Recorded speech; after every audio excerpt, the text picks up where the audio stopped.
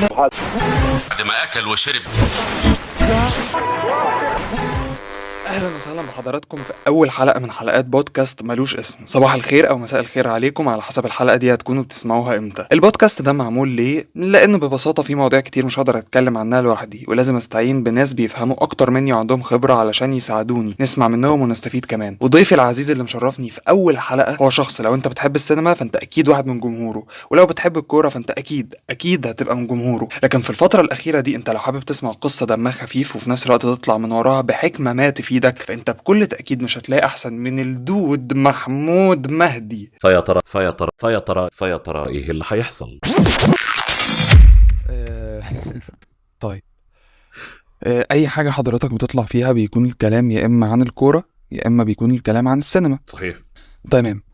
إحنا المرة دي عايزين نخلي الكلام يكون مختلف شوية، انت كده وغوشتني. ايه هنتكلم في ايه مختلف؟ يعني واي كوميدي بقى وكده، فهنحاول نتكلم أكتر عن الجانب الكوميدي العبقري اللي في الله شخصيتك. يبارك لك. ميرسي يا دود، الف شكر والله. لا حقيقي يستحق ان هو يتناقش، لان مع بدايه الاستريم الناس ابتدت تكتشف جانب جديد من حضرتك وهو الجانب الكوميدي. يعني في ناس ابتدت تتفاجئ ان لا ده مش محمود مهدي اللي بيعمل مراجعات افلام او بيتكلم في الكوره، لا هو كمان شخص بيقدر يطلع في لايف ستريم لمده ساعتين 3 مع الناس، يقعد ياخد ويدي ويرتجل، والحاجات دي في الاخر بتتاخد على شكل كليبات وبتنزل وبتنتشر جدا. الحمد لله. فده مؤشر على انك شخص عنده قدره فريده على انه يبرفورم قدام جمهور لفتره طويله وبدون تحضير يعني. الف شكر ليك. انت يعني انا مش هقدر اؤكد او انفي اللي انت بتقوله علشان ما اقعش الفخ اللي بيستضعف اكتر من اللازم ولا اللي بيتقرنن اكتر من اللازم. فلو انت شايف كده يبقى انت برنس. الف شكر. لا والله يا ريس، يعني دي مش مجاملة، دي حقيقة، والدليل على كده ان ستريم جامد في فترة قصيرة. يعني مش عايز اقول للناس اتعرفوا عليك منها لان حضرتك لا وتعرفوا عليا كمان. لعلمك دي من الحاجات اللي بتبسطني جدا، ان في ناس ممكن تتعرف عليا او تيجي تسلم عليا او تتصور معايا او حاجه زي كده ويقولوا انت محمود بتاع ستريم جامد، وهما ما يعرفوش الحاجات التانية. تعرفوا عليا لاول مره من خلال ستريم جامد، ودي من الحاجات اللي بتفرحني جدا. ده بيحصل فعلا. ده بيحصل فعلا. ولما ماتش جامد برضو اتعملت بعد فيلم جامد، كان في ناس كتير بتيجي تقول لي محمود مهدي بتاع ماتش جامد، وما يعرفوش اي حاجه تانية انا بعملها. ف دي حاجه لان انا دايما كان عندي التساؤل ده يا نور، هو انا خدت القرارات الصح ولا لا؟ هو انا كنت المفروض اركز على قناه واحده وبراند نيم واحد ولا لا؟ فلما ده بيحصل بيديني شويه تاكيد على ان القرار ربما يكون صحيح. عظيم. ويمكن ده بيبان اكتر لو رجعنا 10 سنين تقريبا في الرهوان، وهي حاجة كانت زي فيك نيوز كده، ده كان شكل فورمات معين صحيح. مش اي حد هيقدر يعمله غير لو كان فاهم او مستوعب ازاي النكتة بتتكتب صح، ازاي ده ما يبقاش مبالغ فيه فالناس ما تصدقوش، وازاي في نفس الوقت ما يبقاش سخيف يعني. صحيح. وكمان قبل المراجعات كان عندك مشروع اسمه تهبيط الهبوط بالهبوط، صح كده؟ هي كانت شكل من اشكال المراجعات، لان يعني هو كان موسم سينمائي سيء جدا، كل الافلام فيه مجازا ينفع يتقال عليها افلام هابطه. فاللي هو انا كنت عاوز ابتدي دلوقتي وانتوا اديتوني ده فهعلي عليه. بس دي كانت الفكره. فده بيوضح ان الاتجاه من الاول كان رايح لسكه فيها هيومر ما، مش المراجعه بالشكل المعتاد يعني.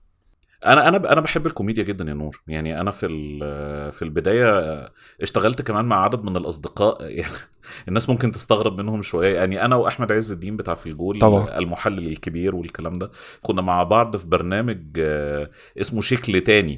كان بتاع كنا جايبين عرايس كده على شكل محمود بكر الله يرحمه، وكنا بنعمل سكريبتات رياضه كوميديا وكلام زي ده. كنا حابين جدا الموضوع، كنا بنشتغل فيه.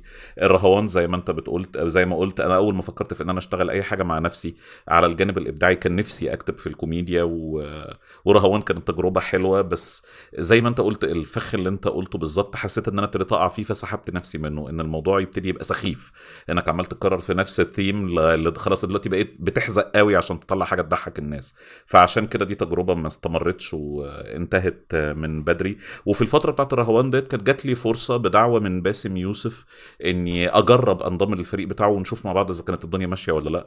بس وطبعا تشرفت بالتعرف على الفريق الكتابه بتاعه واشتغلت معاهم فتره مش طويله من الزمن، لان ساعتها الوظيفه تعارضت مع الموضوع والدنيا ما مشيتش.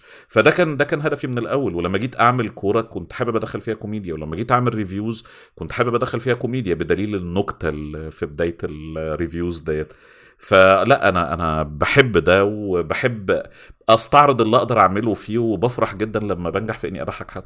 والله حضرتك كده اختصرت عليا جزء كبير جدا، لان يمكن ناس كتير مش عارفه موضوع باسم يوسف، انك كنت جزء من تيم الكتابه بتاع اه البرنامج لفتره، صح؟ لفتره قصيره يعني. هو كان ما بين السيزونز، وكان عاوز يبتدي يدخل دم جديد في البرنامج، وشاف واحده من الحاجات اللي كنت كاتبها في الرهوان كانت عنه، واعجب بيها وتواصل معايا وقال لي تعالى جرب.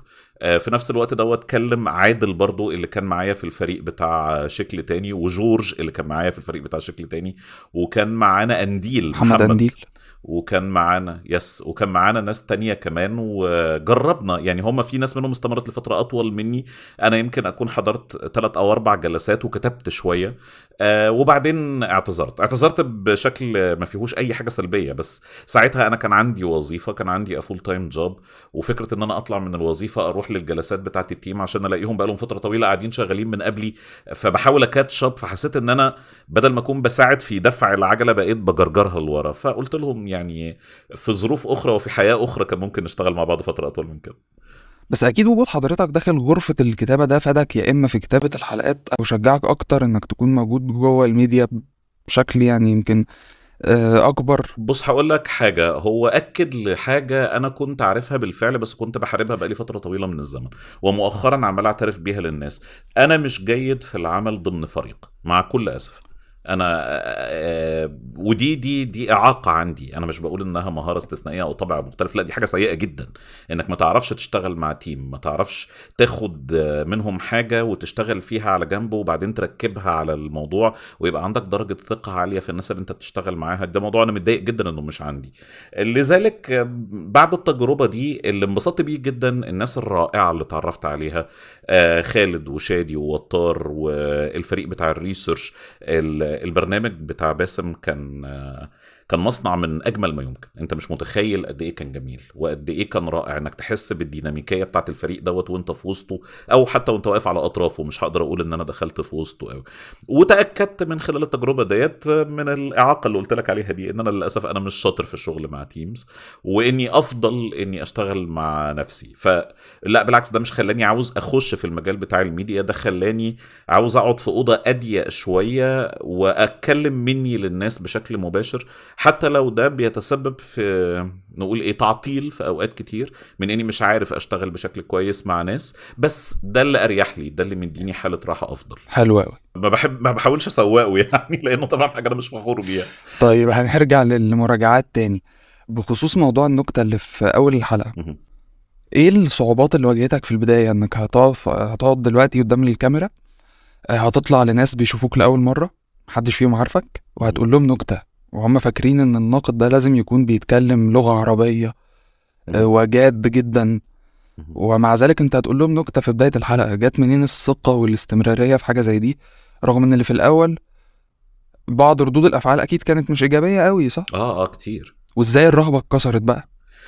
من التجارب الأجنبية اللي شفتها، الريفيورز الأجانب اللي هم دول اللي في البداية اللي خلوني أعرف أنقل اللي أنا بكتبه لفيديو. لما شفت الناس بتعمل ده والناس بتحبه والناس بتحب تتناقش في الأفلام وتلاقي أودينس تتكلم معاه حتى لو ما كانوش يعرفوا بعض بشكل شخصي، وكلهم كان عندهم حالة الحرية دي. يمكن بعضهم أكتر مني بكتير قوي، ده بكل تأكيد، لأن زي ما أنت قلت في البداية أنت ما عندكش الثقة الكافية انك تقول نكتة وتدافع عنها، يعني تقف وراها بكل تعبيراتك وبكل احاسيسك وبكل لغة جسدك والامور دي كلها. كنت دايما في الاول، واي حد في الدنيا بيبتدي في الاول بيبقى عنده الحتة دي، خجلان من اني بجرب ده، او حاسس ايه اللي هو بص انا هقول نكتة ولو انت شايف انها وحشة خلاص بلاش، يعني انساها وتعالى نخش في الموضوع. مش بتؤدي النكته بالشكل المطلوب يعني. مش طبعا مش واثق فيها، وياما يعني لو رجعت للحلقات الاولانيه في حاجات كانت اوف قوي قوي يعني. مع ان لو حد حكاها لك او لو في مؤدي كوميدي اشطر مني حاول يعملها مهم. ممكن تطلع حلو. اه. بس انا لما كنت بعملها في الاول طبعا كان عندي كل المعوقات اللي انت قلتها، الخوف والرهبه وعدم الثقه. ولما كان بيجي لي فيدباك، وده كان كتير قوي في الاول، ما بلاش النكته، ما بلاش الهزار، ما بلاش ما اعرفش مين. بس اللي جمد قلبي ان في ناس تانية كتير لما ابتديت ابعد النكته بقوا بيطلبوها. يعني لما ابتديت اخش في الريفيو بشكل مباشر، لا لا لا لا انت في ايه، احنا عاوزين النكته اللي في الاول. وخلي بالك النكته اللي في الاول في الريفيوز بتاعتي الهدف منها مش ان اطلع اقول لك نكته ضحكك اسخنك معايا وخلاص، ده بشكل او باخر بتلخص رايي في المراجعه اللي انا داخل فيها. يعني لو المشاهد بتاع الحلقه مركز معايا في النكته يمكن يعرف رايي في الحلقه كلها، ممكن ينط منها للريتنج على طول وخلاص. وده لانها يبان ان لو النكتة فيها سخرية من الفيلم فبالتالي بيتفهم رأيك. ممكن سخريه من نفسي لتوقعاتي للفيلم، او سخريه من الاودينس عن رد فعلهم في الفيلم سواء كان سلبي او ايجابي، او سخريه من ممثل في الفيلم لقد ايه هو كان سيء او لقد ايه هو كان كويس. دي حاجات كلها طبعا انت فاهمها. اول لما اقول لك الكلام دوت انا متاكد دلوقتي انت لمعت في دماغك صحيح ده انا ممكن اطلع نكته على قد ايه ميريل ستريب كانت جامده، انا ممكن اطلع نكته على قد ايه ما اعرفش مين كان متمكن، انا ممكن اطلع نكته دلوقتي حالا على قد ايه جيمس كاميرون في الفيجوال اكسبيرينسز هو الكابتن بتاع الملعب كله، والباقي دوت يروح يقعد على الدكه لما الراجل ده ينزل. حاجات زي كده، دي الافكار اللي بتيجي في مخك وبتحاول انك تعكسها، فهي مش نكته فاضيه، مش في كل الاوقات بتبقى نكته فاضيه. وفي نفس الوقت احيانا بتبقى نكته واضحه قوي، او انت لما فكرت فيها لقيتها بتضحك قوي فبتقول مش مهم، يعني مش مهم تكون عميقه، مش مهم تكون بتعبر، مش مهم اي حاجه، انا لو قلت دي وانا عارف ان الناس هتضحك الجو فور ات وخلاص. ودي كانت في الاغلب بتبقى في المنتجات، انك تاخد حته من الفيلم تركب عليها اوديو من حاجه تانية او تركب عليها تعليق من حاجه تانية. منها مثلا نكته لغايه دلوقتي الناس كانوا بيحبوها قوي بتاعت ميردر اون ذا اورينت اكسبريس طبعا على دور جوني ديب انه كان طالع بدور جثه. دي جت في المونتاج. دي ما فيش، انا ركبتها على هالو شلبي والناس الناس انبسطت بيها جدا وضحكوا عليها جدا. هل ف في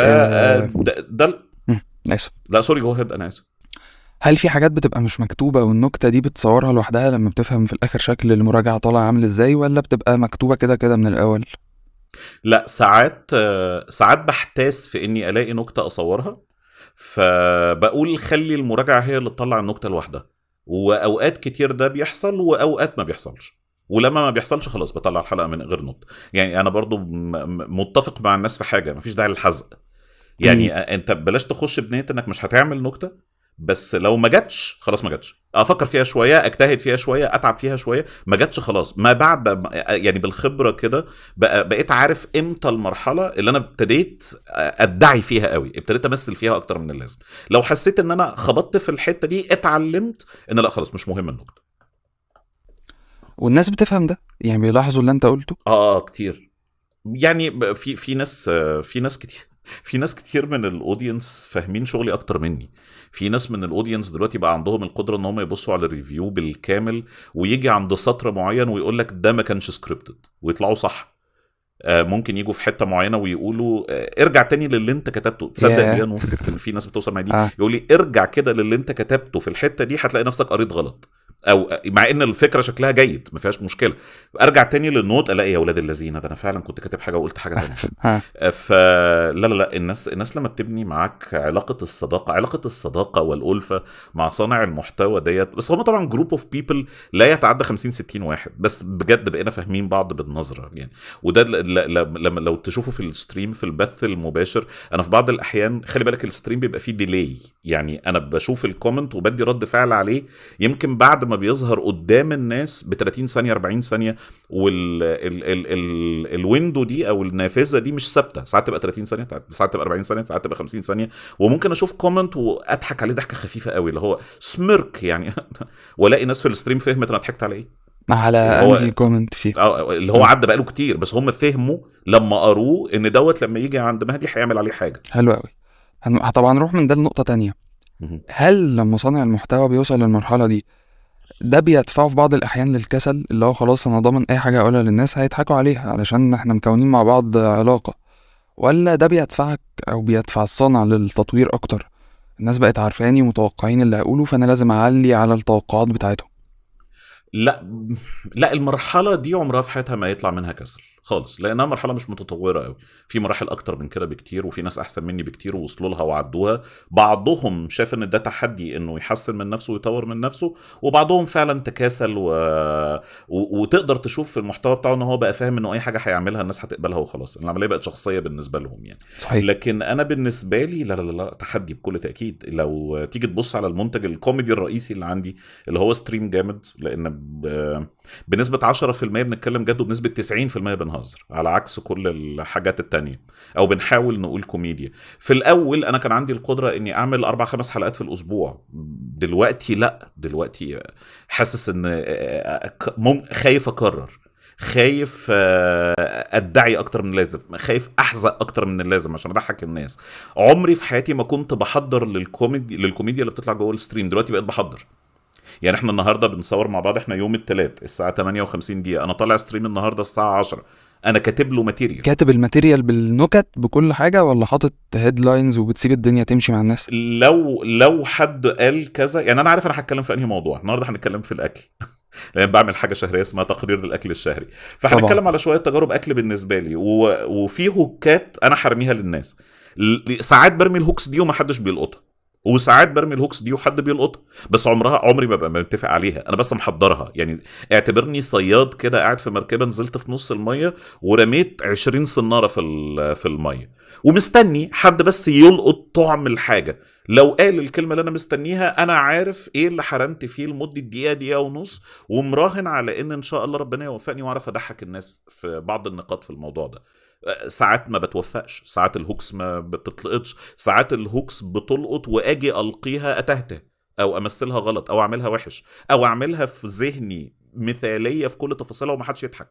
وفي بعض الاحيان وبالذات في الاول يا نور، كنت اقعد اتكلم شويه وبعدين الاقي لافينج فيسز كتيره في الشات، وابتدي اسال نفسي هم ضحكوا على ايه، انا ما خدتش بالي، وابتدي اسالهم اقول لهم جماعه هو انتوا ضحكتوا على ايه انا عايز افهم انتوا بتحبوا ايه اكتر، فالناس تقول لي على كذا، طب خلاص الف شكر. وهو ده الممتع، ان طول الوقت فيه اختبار للماتيريال، واختبار لايه اللي بيضحك الناس فعلا. يعني النهارده المواد دي ضحكت الناس، تيجي تعيدها تاني يوم تفاجأ بان رد الفعل لا ما بتضحكش. وفي بعض الاحيان الحاجات تطلع منك على طبيعتها وانت مش مدركها، وتلاقيها جابت مع الناس. وفي بعض الاحيان بتبقى حاجات انت ما بتقولهاش بقصد انك تضحك اصلا، هو تشبيه جه في دماغك ساعتها وفجاه جاب مع الناس قوي. بس ده ما بقاش بيحصل كتير دلوقتي، دي الحاجات اللي انت بتثقلها مع مرور الوقت. خلاص لا، دلوقتي بقيت عارف كويس ايه اللي انا بقوله، غالبا هيجيب غالبا مش هيجيب. حاجات زي كده انت بتتطور في الشغل، وده بالرجوع لسؤالك الاولاني، لا بيشكل عليك تحدي دلوقتي انك تطلع ستريم حلو ترغي فيه مع الناس وتجيب منه ضحك وتبسطهم وتخليهم يقوموا. الستريمات بتاعتنا دايما بتبقى بالليل، فالناس بتقوم عاده بعد الستريم تنام، يقوموا يناموا وهم مبسوطين. بقت تحدي، ما بقتش سهله خالص. دي حاجة من اعظم ما يمكن، وعلشان كده ده اهم سبب خلاني اكلم حضرتك في اول حلقة، علشان عارف اني اتكلم مع شخص بيحب يكون يعني مش عارف هل بيرفورمر دي ممكن تكون كلمة فيها اهانة بالنسبة لك ولا لا لا يعني، لا لا بس بالعكس، دي كلمه فيها تكريم كبير قوي، ده انا حاسس ان انا مش كده. طبعا. يا خبر ابيض. بقول ده علشان في ناس بتنظر للنوع ده من المحتوى بتعالي شوية، على عكس المحتوى الآخر، يعني زي اللي بيقدم محتوى علمي، أو اللي بيقدم محتوى للتحليل والتفسير والرمزيات والمش عارف ايه ده كله. يعني انا شايف ان العالم محتاج ده ومحتاج ده. مظبوط. الناس بتوع الستاند اب دول مواهب رائعه، ورسالتهم بتاعتهم ان هم يبسطوا الناس او يضحكوا الناس او يخاطروا بانهم مش عايز اقول كلام تقيل ممكن يبقى بايخ، بس انهم لو ما توفقوش يبقوا هزقوا نفسهم، صح. او ضحكوا الناس عليهم، او ادوا فرصه لحد ان هو يسمعهم كلمه مش وحشه. هو بيخاطر بده كله علشان كل الجايزه اللي عايزها من الحياه انك تضحك. ازاي دي مش رساله ساميه؟ دي رساله من اروع ما يمكن. دي رسالة عظيمة طب بالتأكيد. أنا مش متبني وجهة النظر دي، أنا انا بس فاهم. بنقل رأيي من الآراء اللي موجودة يعني يس. مهم. طيب خلينا من الستاند اب كوميدي نروح لنقطة، هل لو أنا شخص ذكي ولبق، هل دي مقومات كافية علشان أقدر أضحك الناس؟ مش لازم يكون عندي موهبة؟ ال... لا لا لا، لازم يكون عندك موهبه، ولازم يكون عندك دراسة، حتى لو كانت دراسة بدون مسميات.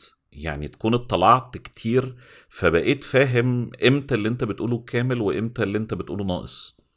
يعني دي حاجة أنا اتعلمتها مثلا لما كنت بكتب في الرهوان. إن أنا الرهوان كانت فكرته بمنتهى البساطة، للي ما يعرفش إن في منشط الخبر المانشيت بتاع الخبر ده صعب قوي تصدقه، فبتحاول تقربه لارض الواقع بانك تتخيل الحوار اللي دار ما بين اطرافه في اللحظه دي كان عامل ازاي، وكنا بنطلع منه نكت للصبح يعني، وهزار كتير وكلام زي ده. وبعدين في بعض الاحيان وانا بكتب، وده كان كتابه بس، ابتدي احس في حاجه ناقصه هنا، انا ما اعرفش اسمها ايه. انا ساعتها ما كنتش اعرف يعني ايه بانش اب ويعني ايه بانش داون، ويعني ما كانش في ما كنتش فاهم المسميات، بس خلاص بناء على اللي انا قريته قبل كده وضحكني، وبناء على اللي انا شفته قبل كده وضحكني، فاهم ان في حاجه ناقصه هنا، وعارف انا عايز اعمل ايه. وابتدي اتخيل انا لو كنت واقف على مسرح وبقول الكلام دوت، فين النقطه اللي ممكن اخد فيها بوز فالناس تضحك.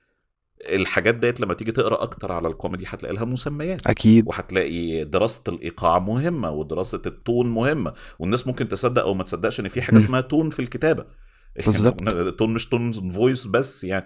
فبعد كده لما ابتديت ابرفورم النكته الصغيره اللي في بدايه المراجعات، او ابرفورم في الستريمز او الكلام ده، بقيت برضو عارف امتى ايه اللي ناقص، ايه اللي مش ناقص، ايه اللي انا بدور عليه والكلام ده كله. فلا الجانب فيه حته دراسه، وممكن تكتسب الدراسه ديت من الاطلاع حتى في غياب معرفتك بالمسميات، بس فيه اكيد فيه يعني. ولكن الذكاء واللباقه زي ما انت قلت ركائز اساسيه ما ينفعش من غيرهم.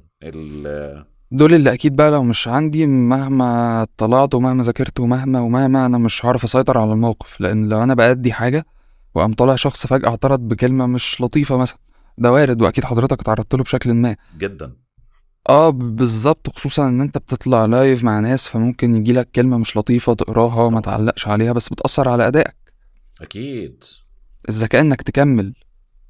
مظبوط جدا. بس هقول لك حاجه، احنا في العالم اللي احنا فيه دلوقتي، اللي مقاييس الاستقبال كلها بقت مشوهة، في ناس بتطلع من غير لا ذكاء ولا لباقة ولا ستراكشر جيد للنكتة ولا محاولات جادة لإضحاك الناس، وبتكتسب شعبية عظيمة جدا على انهم كوميديانات. فهي دي اصعب مرحلة عدت على الكوكب على مستوى توصيل الكوميديا، لان المستقبل، مش عايز اتكلم على الناس كلها طبعا، بس بتكلم على قاعده كبيره من الناس، المقاييس بتاعته بقت مشوهه جدا جدا جدا، ومصدري الاحكام بقوا كتير قوي، يعني مصدروا الاحكام بقوا كتير قوي، وبقى عندنا مصححين لغويين، ومصححين سياسيين، ومصححين صحفيين، ومصححين احصائيين، ومصححين لكل حاجه في الدنيا، ومش شايفين ان دي مهمتهم في الحياه، مش بس على اساس ان هو صاحب رساله، لا ده هي ديت اللي بتشكل الكينونه بتاعته اللي عاوز يتعرف على اساسها في الدوائر بتاعته في السوشيال ميديا. فانك تعرف تنزل هذا الحقل من الالغام، وتؤدي في هذا المستنقع لهؤلاء الناس اللي كتير منهم، مش عايز بقى خلاص انت فاهم اللي فيها وهنا يعني. بنتكلم عن الجمهور مش عن اللي بيقدم، لا صح؟ مش احنا بقى بتكلم على اللي بيقدم. هو دلوقتي لما بيجي ينزل يخاطر علشان يعمل نكتة، هو بيعدي بإيه؟ هو فعلا بيعدي بحقل ألغام، هو فعلا بيقف في مستنقع، وفعلا بيستجدي أو بيتمنى إن في حد يلقط اللي هو بيعمله علشان يفهم إنه جاي يضحكه وفي نفس الوقت يحترمه. ودلوقتي ما عادش فارق كتير للاسف، لان في ناس لا بتحترم الناس، ولا عندها الذكاء، ولا عندها اللباقه، ولا عندها الدراسه، ولا عندها اي حاجه من اي نوع، وما زالت بتنجح برضه. للاسف. للاسف. وده يمكن جاي من، مش عارف يعني، ده احساس شخصي، مش عارف حضرتك توافقني فيه ولا لا يعني، بس هو اسمه سنس اوف هيومر، علشان انت بتحس بالنكته. الله ينور عليك. لكن الناس بحسها دلوقتي بقت حافظه شويه، يعني هو انت لو قلت كذا احنا هنضحك. اذا انا يجب اضحك. الله ينور عليك، الله ينور عليك. الناس بقت بتضحك بعقلها، ما بقتش بتضحك بقلبها. زي ما انت قلت كده، هو اسمه السنس اوف هيومر، ما اسمهاش الثوت اوف هيومر. بالظبط.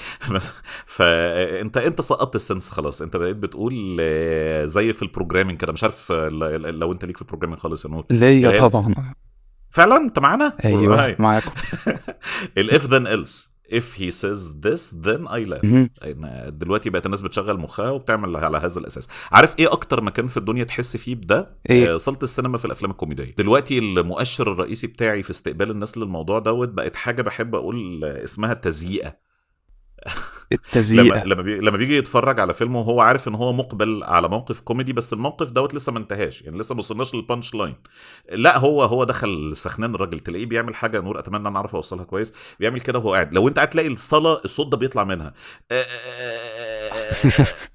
هو ابتدى اه هو ابتدى يزيق، هو هو مستنيك بس بيحضرها، تديله الاسيستيه فهينفجر في الضحك. هو بيضحك بمخه، ما بيضحكش باحساسه خالص. بيحضر نفسه البانش لاين. بالظبط. ما ده شيء بيخلي الصناع يستسهلوا جدا، وده بيجاوب على سؤال هو احنا ليه بنشوف افلام ساذجه يعني. يس. خلينا اضرب مثال بحاجه حضرتك كنت قلتها قبل كده، انك تعمدت تنام جوه فيلم الدعوه عامه، يعني مش راحت عليك نومه، لا انت يس. تعمدت. انا اصلا صاحي بدري، انا بحب اخش السينما بدري عشان اتفرج بعيدا عن المؤثرات بتاعت ان الجمهور في الصاله يكون كبير. فصاحي بدري، فصاحي تعبان اصلا يعني. وبعدين الفيلم اشتغل، مش كابس عليا النوم، بس انا عارف ان لما ارجع البيت مش يومي مش هيبقى طبيعي. وده اللي بيحصل دايما لما بروح افلام في السينما، برجع يومي مش طبيعي لاني مش فايق قوي، لاني صحيت بدري اكتر من اللازم. فانا قررت ان انا مش هفسد يومي بناء على ذلك. وفي نقطه معينه لا، انا ممكن اخد لي نص ساعه دلوقتي وارجع يومي لمساره الصحيح. ده اهم يعني. ده اهم طبعا. وللاسف النوعيه دي من الافلام ما بقاش فيه غيرها تقريبا يعني. صحيح. طب هل العيب في الناس، ولا دي جمله سخيفه، جمله ان العيب في الجمهور؟ لا لا، ده العيب في الصناع. العيب في مين؟ لا الناس مش عايز اقول كلام كبير واقول الناس تعرضوا للمؤامره وصدقوها، بس هو دوت الواقع. الناس يعني هم ضحايا. ضحايا بكل تاكيد، بس هم دلوقتي خلاص تحولوا بالكامل للاداه اللي حولهم ليها كان يقصدها، وهي اللي دايما بقولها، دي بقولها كتير: المفهوم بتاع المواطن البسيط. انا عارف انت لما في الريفيوز او في الكلام اللي بنقوله، انت انا مالي ومال الكلام اللي انت بتقوله دوت، انا راجل بسيط عاوز اخش انبسط وخلاص. انت مالك بتعقد الدنيا ازاي؟ انا من بالظبط. المشاهد البسيط. انت ليه بتتكلم الكلام دوت؟ المفروض تستهدف المشاهد البسيط. انت ليه بتعترض على اللي عاجب الناس كلها؟ انت المفروض تكون في صف المشاهد البسيط. كلمة المشاهد البسيط دي على فكرة احنا تم تلقينها لينا. دي ما طلعتش من مخنا، لان مفيش بني ادم في الدنيا في كامل قواه العقلية هيقول على نفسه بسيط. بالظبط. هو عايز ينزل بمستوى ذكائه. هو اتقال له كده يا نور. هو البرامج التلفزيونية والنقاد اللي كانوا يعني اللي بيشتغلوا لفترة طويلة من الزمن والمحاورين والمثقفين عمالين يقولوا: طب هبسط بس الفكرة اللي انا بقولها عشان توصل للمواطن البسيط. مم. طب هقلل بس باللي بتكلم فيه علشان تقدر توصل للمشاهد البسيط. طب مجمل هذا الموضوع ان الفيلم ده موجه للمشاهد البسيط. فلما اتقال الكلام دوت، المشاهد اصبح مش شايف اي خجل في انه يقول على نفسه انا مشاهد بسيط. بالظبط. وهي كلمه بسيط دي، انا اسف يعني، دي شتيمه اللي الناس مش مدركه انها شتيمه. كلمه سيمبل دي يعني انت سيمبل مايندد، يعني انت اه. مخك على قدك. ما ينفعش تستسلم لكونك بسيط، دي حاجه غريبه قوي يعني. بس الناس كلها حطت نفسها في المكان ده. فلما تيجي تتفرج على واحد من الافلام اللي احنا عمالين نتكلم عليها، اللي هي بقت كل الافلام تقريبا، والناس تقول: بس انت مش شايف ان كان في سخافه اكتر من اللازم، او كان في كوميديا سطحيه اكتر من اللازم؟ يقول لك: انا بستهدف المشاهد البسيط. فالمشاهد البسيط ينبسط مش يزعل. المفهوم بقى وصل لهم بشكل خاطئ ان المشاهد البسيط ده يعني المشاهد الغلبان المسالم اللي مش بيتفزلك، اللي على قده، مش البسيط فكريا. انا لما بقول لك كده وبكلمك كده فانا بحبك، لكن الباقيين بيتفلسفوا عليك. عارف المصطلحات اللي ظهرت مؤخرا؟ بالظبط. بيتحنيك عليك. دلوقتي لما تيجي الحنيكه. تحاول تقول اي نوع من انواع الافكار اللي بتبذل فيها مجهود عشان تتسم بالذكاء، دي دلوقتي المرادف بتاعها بقى حناكه، وهي شتيمه. يعني مفيش حد في الدنيا هيقول عليك انت محنك قصده انك حاجه كويسه. لا لا، سخريه. فتخيل انت بقى لما البسيط بقت حلوه والمحنك بقت وحش. يبقى احنا وصلنا اه، لايه؟ وصلنا ان كل حاجه بقت مفهومه بمعنى تاني بالظبط. غير معناها الاصلي يعني. الله ينور عليك. تمام، يعني اذا دي اجابه مش قاطعه، ولكن توضح لنا ان غالبا الحال مش لا هيتصلح قوي. احنا الحل فما نقعدش نسال بقى السؤال بتاع ليه الافلام عندنا في مصر مش قد كده. مفيش. انا مش شايف مخارج. المخارج الان ما بقتش في ايد اداة الاختيار والانتقاء اللي هي الجمهور. الامل دلوقتي بقى في ايد الناس اللي هتيجي تقف في وش ده وتقول: انا هعمل كوميديا حلوه بجد، انا هعمل كوميديا فيها احترام لذكاء الناس بجد، انا هعمل حاجه علشان الناس تتفرج عليها وتنبسط منها. مش كل الناس، مش القاعده اللي تم تشكيلها دلوقتي واصبحت هي المؤثره، بس في ناس هتحترم ده وهتعمله. نفسنا يعني، ولعلمك في ناس بتعمل كده. لسه برضو في امل نخش السينما ونتفرج على فيلم ونطلع بنضحك ونقول الفيلم ده احترام ذكاء. بس الناس من كتر ما المستوى بقى قليل قوي، فانت ممكن تعرض لهم منتج وهو قليل برضه، بس علشان ما فيهوش نفس عيوب اللي قبله فيقولوا العمل ده ذكي جدا، العمل ده فيه كوميديا عظيمه. لكن انت لو هتقارنه بالمنتج الطبيعي، هو مازال منتج غبي، هو بس اذكى من اللي حواليه مش اكتر. وانا بقيت انا موافق. يعني انا دلوقتي بقيت في مرحله انا موافق على ده. صح. يعني انا موافق اني ادخل على فيلم زي نادي الرجال السري، او ادخل على فيلم زي بشتري راجل بتاع نيللي كريم، او ادخل على فيلم زي مش فاكر كان اسمه تسليم اهالي. ها. ودي افلام يعني يا دوب ارتقت بس فوق سطح المستنقع بمتر، مش اكتر من كده. بالظبط. وانا شفت ان ده موضوع يستحق التكريم والحفاوه، تعال نحتفل بيها، اهي خطوه. مش هنحبطهم من دلوقتي، على الاقل احسن من ما فيش، يعني اللي احنا فيه ده احسن من ما فيش. بالظبط. بس بيقول اللي بيحبطك بقى ان الناس دول نفسهم مش ناس تانية، الناس دول نفسهم بعد كده بيقول لك وانا كنت بتعب نفسي ليه، ما تيجي يا عم ننزل نغطس مع الناس وخلاص. ومش وفي منهم كتير صحابي والله مخرجين ومؤلفين بزعل من انهم بعد ما بياخدوا خطوه لقدام بياخدوا بعد كده 5-6 خطوات لورا، وبتكسف منهم. يعني مش عايز اقول بتكسف حتى ارد اقول لهم رايي ايه. طول الوقت بيطلبوا رايك في حاجه انت كده كده رايك يعني معلن فيها للعامه من الاول يعني. دريبه. طيب هي حلقة مفرغة مش هتخلص، لأن لو الصانع جدد الجمهور مش هيقبل، ولو الجمهور قدر يقبل مرة بعد كده الصانع هيرجع يقول وأنا عليا من ده بس بإيه. يعني في الاخر احنا عندنا مهمه يا نور. يعني انت عندك مهمه في انك تبرز ده للناس، انك توضح للناس الفارق، انك تشرح للناس اللي ممكن ما يكونوش فاهمينه. لو المشاهدين اللي عندك تم انقاذ 10-20 منهم ان هم يرجعوا تاني ريزورتوا للسنس اوف هيومر بجد، يبقى انت نجحت. لو واحد زي هو بيعمل ريفيوز صمم على انه يفضل يقول على الوحش وحش ويقول اللي حلو حلو، يمكن يطلع معاه في الاخر 5 ولا 6 بني ادمين، وده يبقى مكسب كبير.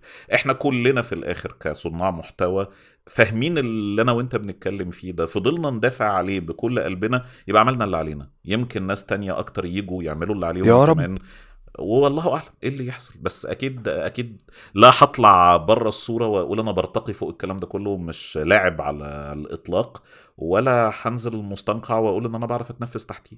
بنعافر يعني، احنا بالظبط. في مرحلة المعافرة. الله ينور عليك. جميل.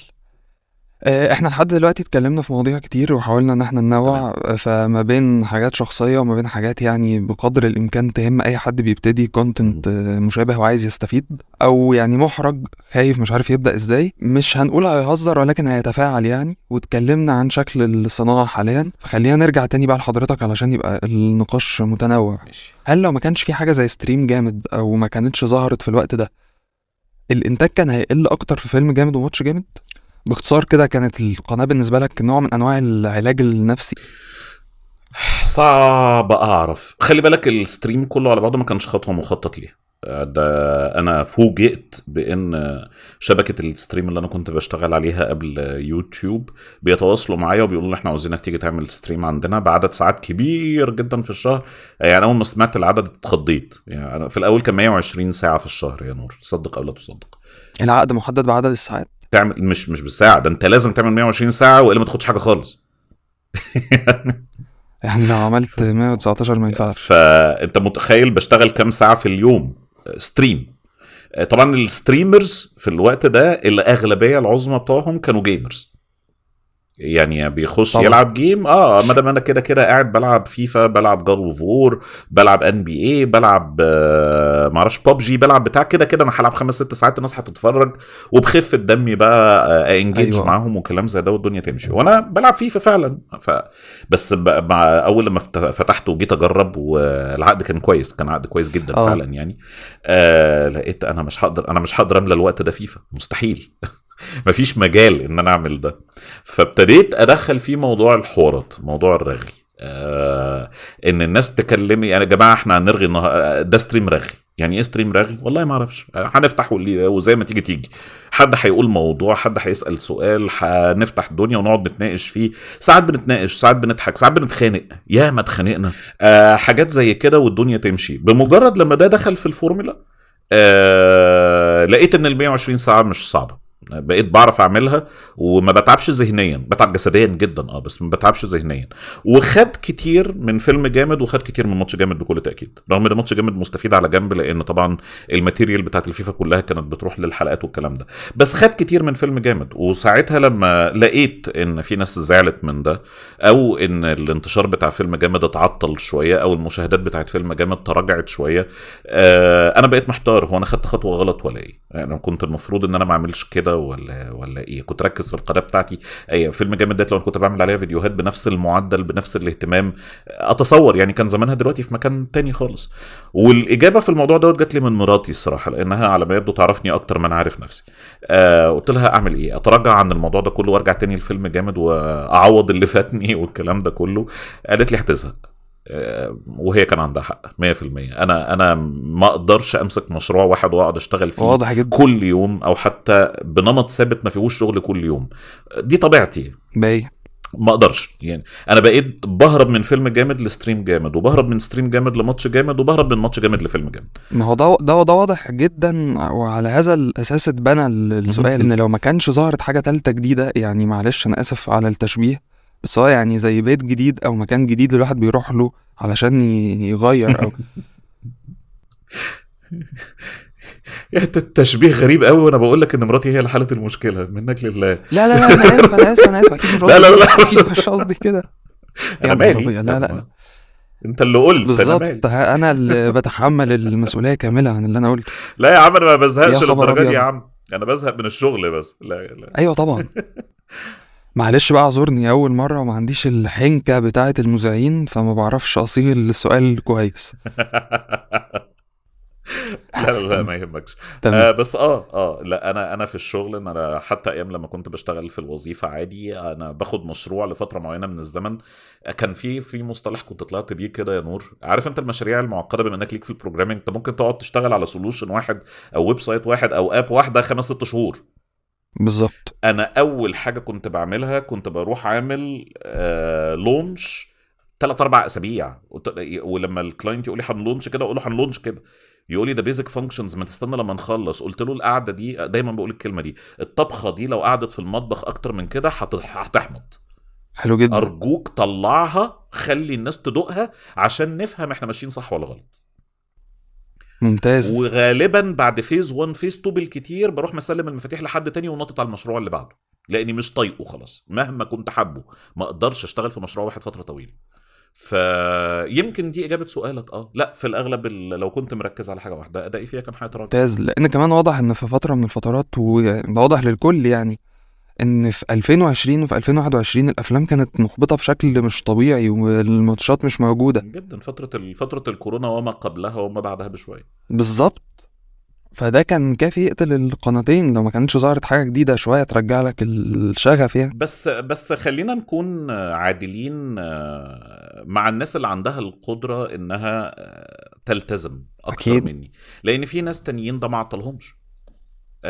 لا قدروا يلاقوا لنفسهم أرضية علشان يطرحوا محتوى جديد، نوعوا في اللي هم بيعملوه داخل نفس الإطار بتاع الأفلام أو المسلسلات أو الانترتينمنت بشكل عام. وقدروا يكملوا. أنا اللي ما قدرتش كمان مرة، أنا مش هقول اللي هو نظام أنا اللي صح إن أنا مش قادر ألتزم. لا طبعا أنت لو عندك ملكة الالتزام وملكة إنك تثابر على حاجة معينة لفترة طويلة، ده وراه مكاسب بكل تأكيد. أنا ما أظنش إن في خسائر في الموضوع دوت، هي كلها اكيد. مكاسب بس بطبيعة مختلفة. بالظبط، مش لازم يكون مكسب بمعنى يعني ان عندك حاجه واحده عماله بتتطور. لا، ممكن يكون المكسب لينا احنا حتى، مكسب للجمهور انهم بيشوفوا منك محتوى متنوع لو يعني. الناس بالظبط لو الناس مبسوطة دوت ده شيء من أسعد ما يمكن. حلو جدا. علشان ما اطولش على حضرتك، احنا خلاص قربنا نختم، ففاضل سؤالين، سؤال منهم شخصي تمام. وسؤال يمكن يكون مكرر، لكن هنحاول المرة دي نطلع من وراه بإجابة مختلفة يعني. أوكي. أنا عارف إن حضرتك بتحب ساشا بارون كوين، ده صحيح؟ ده صحيح. الكوميديا بتاعته كوميديا سمعتها سيئة جدا. جد. ده يرجعنا لحتة برضو إن الناس حافظة مش فاهمة، هم حافظين إن إحنا لازم ننزعج من هذا الشخص، لازم نقرف منه. فكون إن حضرتك بتحبه ده وراه فلسفة ما، أتمنى لو حضرتك تقدر تشرحها لنا علشان الناس كمان تعيد النظر ليه، ولأي كوميديان بيحاول يقدم حاجة مختلفة مش شبه اللي اتعودنا عليها. بص انا بحب ساشا بارون كوين، بس هو مش توب 5 بالنسبه لي، لكن انا بحترمه و معجب جدا جدا جدا بالمساحة اللي هو بياخدك ليها، ولما تروح هناك تلاقي نفسك لوحدك تماما، او تلاقي ان يعني انت وصلت سيفلي لنقطة تقدر تضحك فيها من قلبك ضحك مختلف عن اي حد مظبوط. تاني. يعني لما تيجي تتفرج على الافلام، سواء الحاجات اللي هي مهم. بارت مهم. دوكيومنتري او الحاجات الروائيه بشكل كامل اللي بيقدم فيها الكوميديا اللي هو عاوزها، اللي هو بيدور عليها والكلام ده، دايما في الاول تلاقي صدمات صدمات صدمات. في المرحله دي ناس كتير بتنسحب، انا صح. مش هكمل مع الجرأة الشديدة، مع السفالة الشديدة، مع القرف. هو بيلجأ للقرف أوقات كتير جدا، اه للإباحية بشكل أكتر من اللازم، ألفاظ، تجرؤ، كلام زي ده وبتاع. بس أنا اتعلمت ما أخدش أي جواب في الدنيا من الظرف بتاعه. تعال نقرأ، تعال نكمل. لما بتتخطى المرحلة دي فعلا بتلاقي نفسك بتضحك ضحك مش شبه أي ضحك تاني. تلاقي نفسك فعلا في مساحة جديدة، مساحة مختلفة، غير الكوميديا المكررة وغير الشكل المعتاد اللي كل الكوميديانز اللي في الدنيا دلوقتي بقوا شبهه. النور، احنا بندعي ان احنا دلوقتي في العالم صعب تلاقي كوميديانز اصلا بالمعنى اللي بجد، مهم. اللي هو الكوميديان اللي مش بس ستاند اب كوميديان، يقدم منتج، يقدم مسلسل، يقدم فيلم، وتروح في كل مرة عشان انت عارف ان هو هيضحكك. انا ادعي ان ما عادش فيه خلاص. انا من فتره كنا بندور انا واصحابي، انا وماهر ومحمود والناس كتير من الريفيورز، ايه اخر افضل اداء كوميدي في اي فيلم على مدار اخر 20 سنه. وتقريبا وصلنا لاتفاق انه كان رايان جوزلينج في ذا نايس جايز. مش كوميديا. الممثل الكوميدي اللي جيف ات اول. ورايان جوزلينج اصلا مش ممثل كوميدي، بس هو راح اول ان فيزيكال كوميدي، جوكس كوميدي، بانز، تشبيهات، كل حاجه انت عايزها في الدنيا كان بيعملها في ده. ساشا بارون كوين من القلائل اللي عندهم دي. طبعا انتاجه قليل مش كثيف، طبيعته ما ينفعش تتعود عليها بسهوله، ما ينفعش تتقبلها بسهوله. مش هقدر اقول ان انا دايما كنت بشعر بالرضا وانا بتفرج على الحاجات اللي هو بيعملها. في حاجات ما انبسطتش بيها، برونو ده مثلا انا ما حبيتهوش خالص. بس في حاجات تانية لا، زي ما بقولك، بمجرد لما تقدر تتخطى بس العنصر الاولاني. عارف انت لما بننزل البحر مش دايما في الاول بيبقى فيه موج، والموج ده بيشتد يشتد يشتد لغايه بس ما تقرب من البراميل شويه تلاقي مم. الميه صح. رايقه والدنيا ظريفه بتاع. هي انت اتعودت على الموضوع فبقى بالنسبه لك دلوقتي صالح للاستمتاع. ده التشبيه الوحيد اللي عندي على الموضوع بتاع ساشا عظيم. برونكو. عظيم. احنا ما عندناش كمان كتير ناس بيحاولوا يقدموا حاجة مختلفة دلوقتي، فمعلش نصبر عليه شوية يمكن نفهمه، لانه من القلائل اللي بيحاولوا يقدموا منتج مختلف. صحيح. ومعلش يعني نصبر على المشاهد اللي كتير بينزعجوا منها، مع ان نفس المشاهد دي واكتر منها بيشوفوها في حاجات تانية وبيتغاضوا عنها. واحنا كنا لسه بنقول ان الكوميديان بتعريفه كده بيخاطر، لازم يكون مظبوط. بيخاطر بانه يتم استسخافه، بيخاطر بانه يتم تهزيئه، بيخاطر بانه يسمع كلام سيء، بيخاطر بحاجات كتير ايوه قوي. اخر كوميديان طلع يخاطر بنكته قام عليه ويل سميث لطشه بالقلم يعني. فتخيل الناس بتخاطر ليه. ساتشا بارون كوين ده بيخاطر بحياته في كل نكته بيقولها. ده بجد. ايوه ده بينزل يقف جوه عش الضبابير ويستفزهم. ده ممكن مره يضرب بالنار، مش هزار يعني. بجد بجد. اه ده اللي الناس لازم تقدره شويه، ما يسطحوش الامور ان الراجل ده مقرف بس. لا، الراجل عنده مشروع خاص، عنده حاجه بيحاول يقدمها، مش مظبوط. وخارج كل الكلام ده ساشا بارون كوين ممثل من اقوى ما يمكن.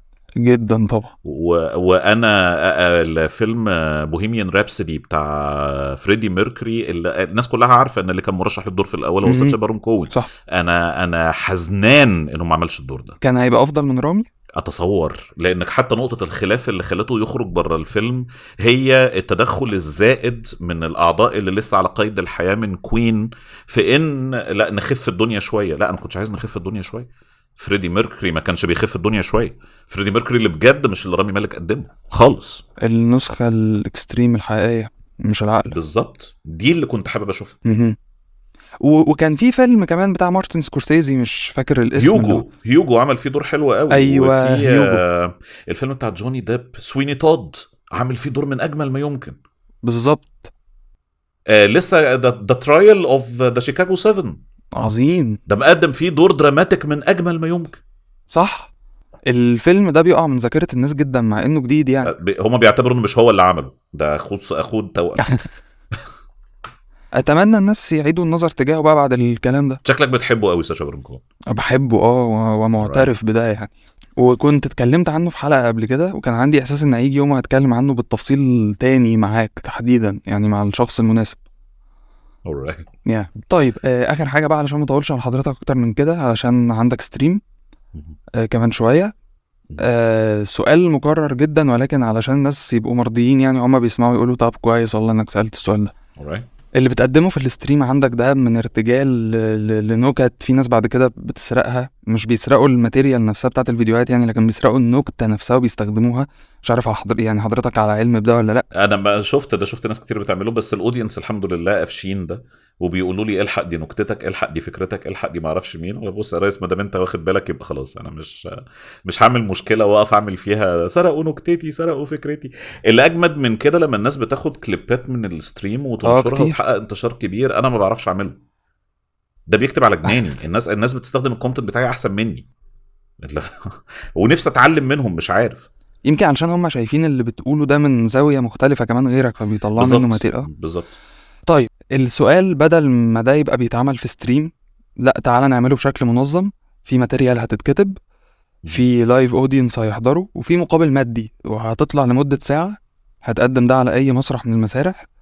انا عارف ان ده قد يكون سؤال تسألك كتير، بس لا والله ما تسألش بالقدر اللي انت متخيله. يعني ساعات في الستريم الناس بتقول لي انت لازم تجرب تعمل ستاند اب، انت لازم تأدي ستاند اب، لازم تاخد تجربة الستاند اب، حاجات من هذا القبيل. لكن ما حدش سألني تحب تعمل ده ولا لا خالص. ده سؤال اوريجينال جدا كمان. طب عظيم جدا. يعني بما ان في دلالات لحاجة زي دي، ليه ما تاخدش التجربة دي بأي شكل من الاشكال؟ احب اجرب على سكيل صغير.